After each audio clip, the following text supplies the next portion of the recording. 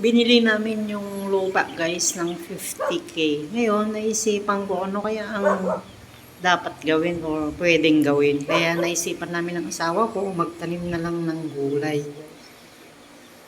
Para at least pakinabangan, di ba? Hello guys. Linis tayo kasi maraming damo. Ito.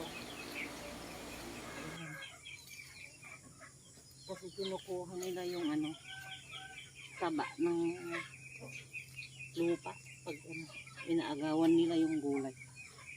Ito. Naglagay na kami ng pataba dyan guys, yung triple 14 na abono. Thank you 1,000 subscribers.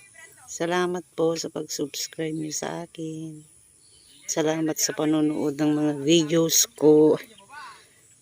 Maraming salamat po. Thank you po. God bless po.